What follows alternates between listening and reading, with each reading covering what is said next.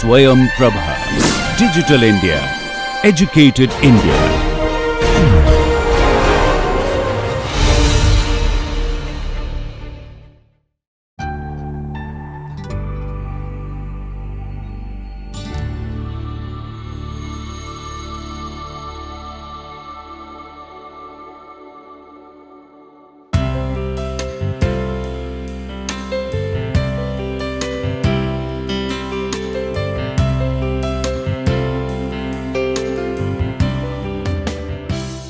Hi friends, we are again here to discuss how to make better decision, and in the last discussion of mine we were discussing 5 whys and also need to discuss certain conflicts that require further investigation while making decisions. The 5 whys also suggest that this problem may be temporary. You are working so long because you have a new account. Consider, will your hours remain this long once you are more comfortable with your new account? You need to ask. Think about who is affected. First and foremost, you should consider how your decision affects you, your psychology, your personality. Specifically, how does your decision affect how you consider yourself as a person? What are your values and goals? These are the conflict, while discussing the 5 whys. Making decisions that are not value congruent. They don't align with the core beliefs that drive you, can leave you feeling unhappy and dissatisfied.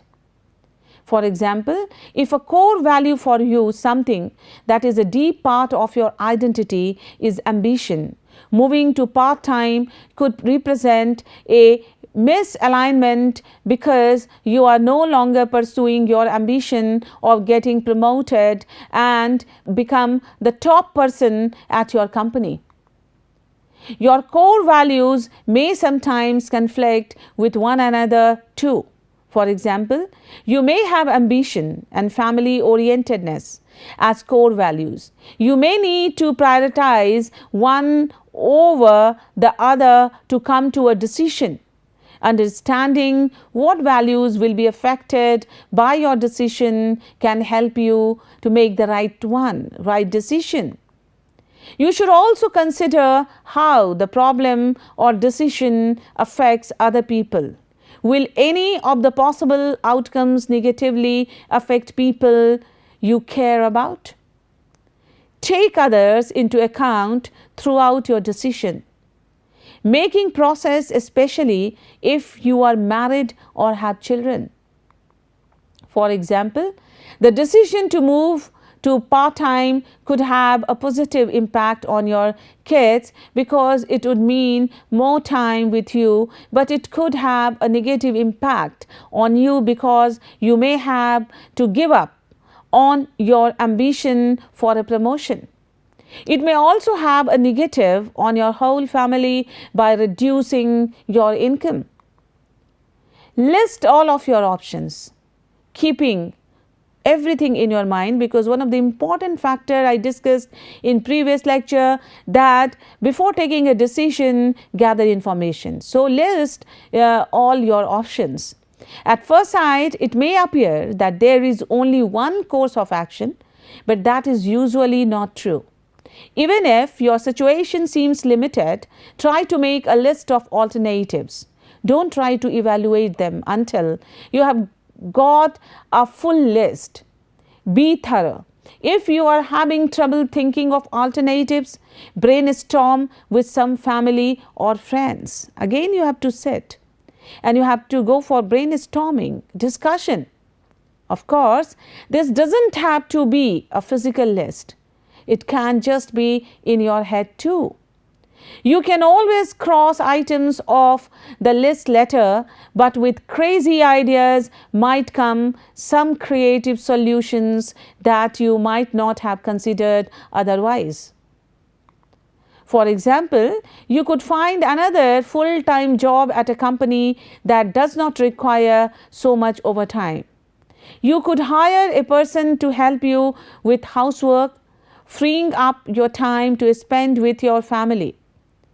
Means there are options. You could even set up a family work evening where everyone does their work together in the same room, helping you all feel more connected. Research also suggests that having too many options can lead to confusion and make it harder to make a decision. That is also true. If you go for several options, you will be baffled, confused. Once you have generated your list, eliminate anything that is obviously impractical. Try to keep your list of options to about 5 items. Keep minimum options so as to make decision easier, simple and quick. Make a spreadsheet to weigh the potential benefits and losses of your decisions. If your problem is complex and you feel overwhelmed by the variety of possible outcomes, consider making a spreadsheet to guide your decision making process. You can use Microsoft Excel to make a spreadsheet or just make one on a piece of paper. So, making a spreadsheet to weigh the potential benefit and losses of your decisions very important. To make a spreadsheet, create a column for each possible choice that you are considering. Within each column, make 2 sub-columns to compare the benefits and losses of each possible outcomes. Use plus and signs to indicate which items are positive and which items are negative. That is the plus sign and the minus sign for the positive as well as the negative thing. You can also assign points values to each item on your list. For example, you might assign plus 5 points to an item on the switch to part-time work. List call will get to have dinner with my kids every night. On the other hand, you might assign 20 points to an item on the same list titled will make 900 less per month. After you are finishing while making the spreadsheet, you can add up the points values and determine which decision has the highest score. Just keep in mind that you may not be able to make a decision using this strategy alone. Let the space between thoughts to arise. Creative people might not know it, but their ideas, decisions and solutions come at times when they are not thinking or thinking slowly, which means creative and intelligent solutions or ideas come from a thoughtless state of consciousness, which is why people meditate. Meditation will help you to take a right kind of decision, to move in a right kind of direction. It will help you to stay you cool and calm, and it will strengthen your mental caliber. It is important to ask questions and gather information or knowledge before making a decision. But if you want to come up with a truly creative and intelligent decision, you need to stop thinking, or at least slow down the thinking. Breath meditation is one of the structureless methods to bring a space between thoughts that allows the creativity and universal intelligence emerge through. It's a structureless cause it doesn't require you to dedicate a lot of time, as you can become aware of your breath while doing daily tasks like cooking, brushing, teething, walking, etc. Consider an example. A musician has knowledge and information, that is tools, about how to make music like playing instrument, sing, songwriting, etc. But it is the creative intelligence that comes through them that drives the tools. Yes. Knowledge about music, instruments, singing, etc., is important. But it is the creative intelligence that is the essence of the song. That is to say that what kind of rhythm one should follow, what kind of lyric, what kind of instrument, different ragas, that is all your intelligence. Learn to distinguish between an impulse and intelligent decision. Impulse usually dissolves after some time. For example, impulse to eat, shop, travel, etc. However, an intelligent decision stays in consciousness for a while. It could be days, week, or month.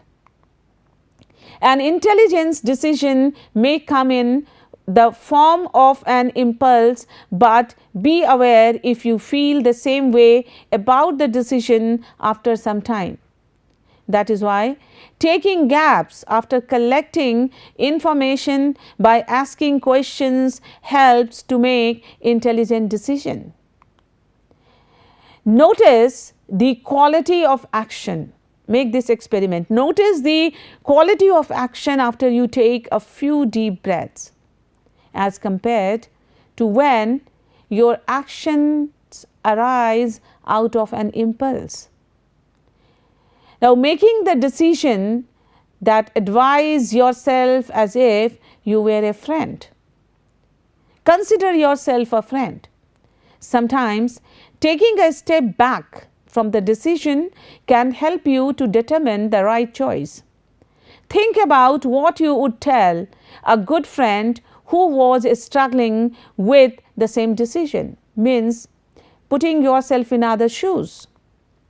What decision would you advise them to make? What would you try to get them to see about that decision? Why would you counsel them in this way? Try role playing to use this strategy. Sit beside an empty chair and pretend that you are talking to yourself as if you were someone else. Means complete detachment. You are not attached to yourself. And then take decision without any inhibitions and any personal attachment. If you would rather not sit and talk to yourself, you can also try writing yourself a letter offering advice. Start your letter by saying, "Dear X, I have considered your situation and I think that the best thing for you to do is to something," that you can write to join this or to work or to play. Continue the letter by explaining your point of view from an outsider's perspective. Play devil's advocate. That is also a very important part.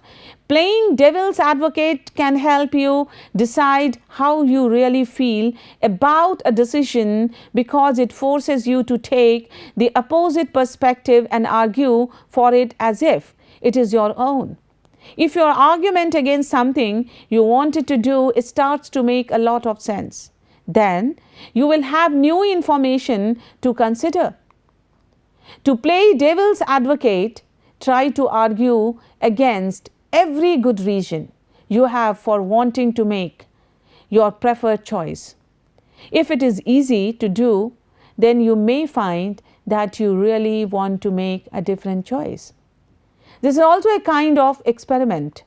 For example, if you are leaning towards going part-time to spend more time with your kids, contradict yourself by pointing out that you spend lots of quality time with your kids on the weekends and during your vacation times.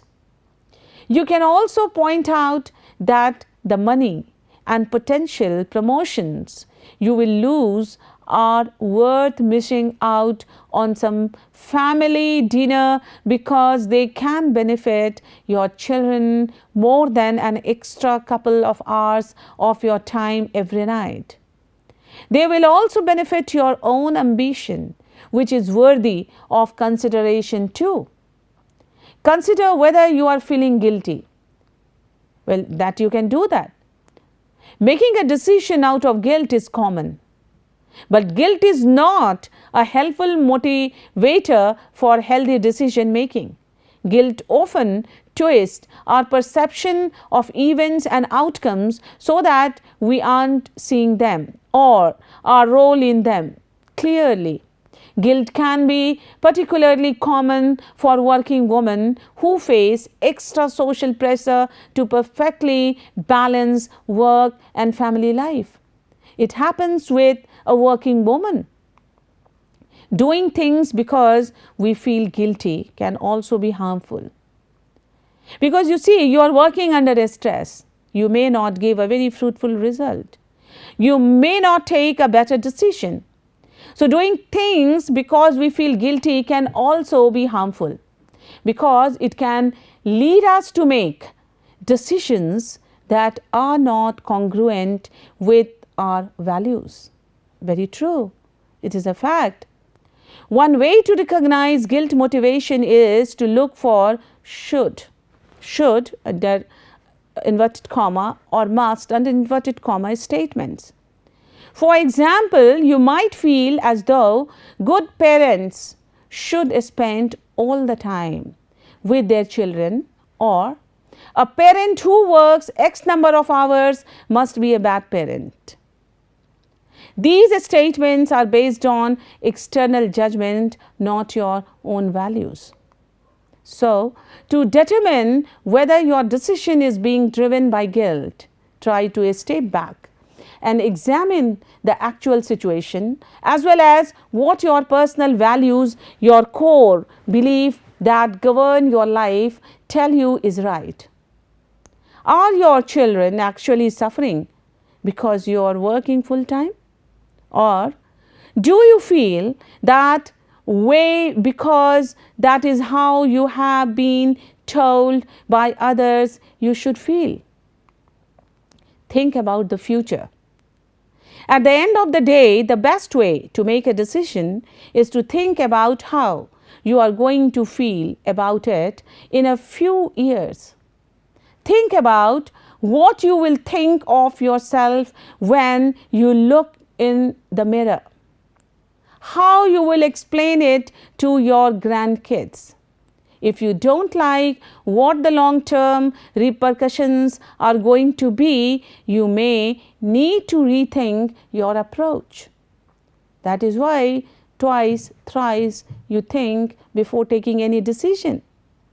For example, do you think that in 10 years you will regret the decision to move to part-time? Maybe. If so, why? What might you accomplish in 10 years of working full-time that you will not accomplish in 10 years of working part-time? Trust your instinct. You probably have a sense of which decision is the right one. So, if all else fails, you should go with your gut. Make your decision based on what feels right, even if the spreadsheet says otherwise. Research has shown that people who make decisions based on how they feel tend to be more satisfied with their decision than people who carefully weigh them out. Yes, this is the fact. Ask yourself what you want to do. Chances are you have a good sense of which decision will make you feel the happiest, and you should lean towards that decision.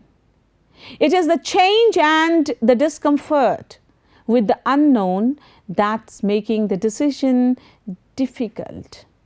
That is why, you also know, follow your gut.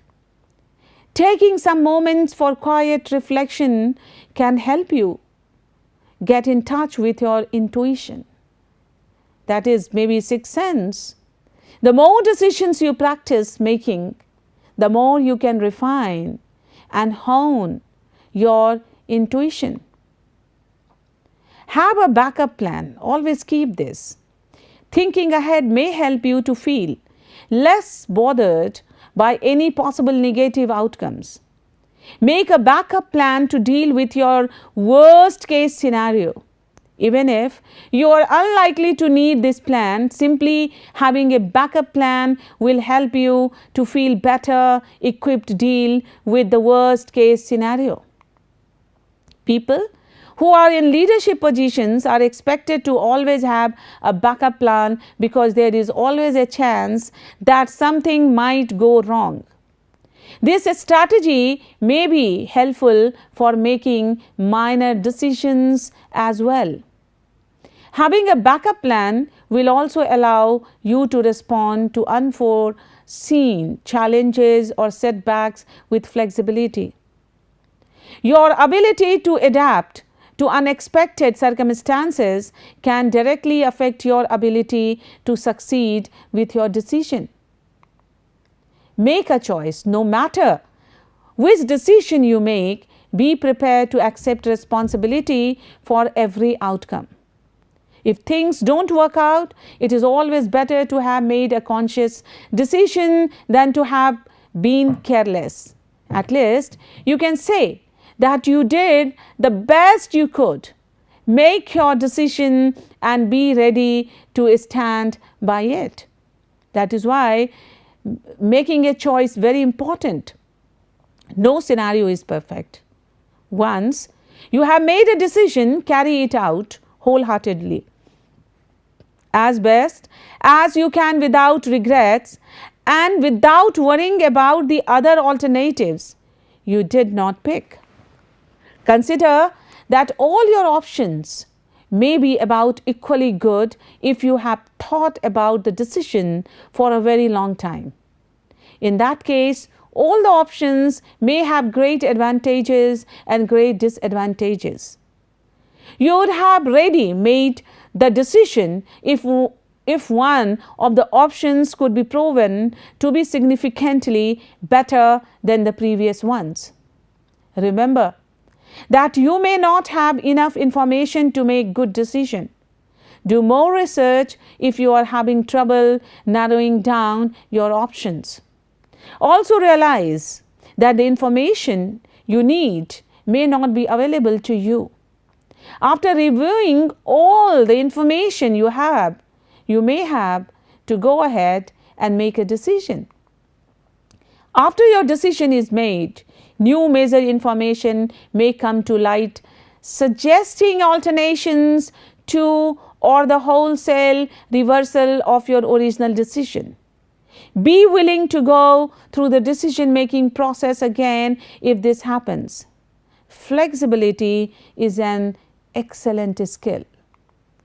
If you try too hard, you may miss the obvious. Avoid overthinking. Treat all experiences as learning experiences. By making important decisions, you will always learn to face the consequences and use even setback as learning experiences from which you can grow and adapt. Now, it is important to discuss a few things about, decision theory, because decision making is a kind of art and to some extent science also. So, decision theory is concerned with the reasoning underlying an agent's choices, whether this is a mundane choice between taking the bus or getting a taxi, or a more far-reaching choice about whether to pursue a demanding political career. A standard thinking is that what an agent does on any given occasion is completely determined by her beliefs and desires, values. But this is not uncontroversial, as will be noted what I am going to cite. In any case, decision theory is as much a theory of beliefs, desires, and other relevant attitude as it is a theory of choice. What matters is how these various attitudes, call them preference attitude, cohere together. The focus of this entry is normative decision theory. That is, the main question of interest is what criteria an agent's preference attitude should satisfy in any generic circumstances. The orthodox normative decision theory, expected utility theory, essentially says that in situations of uncertainty, one should prefer the option with greatest expected desirability or value. What are preferences over prospects? The two central concepts in decision theory are preferences and prospects, or equivalently options. Roughly speaking, we say that an agent prefers the option A over B just in case for the agent in question the former is more desirable or choice worthy than the latter. This rough definition makes clear that preference is a comparative attitude. It is one of comparing options in terms of how desirable, choice worthy they are.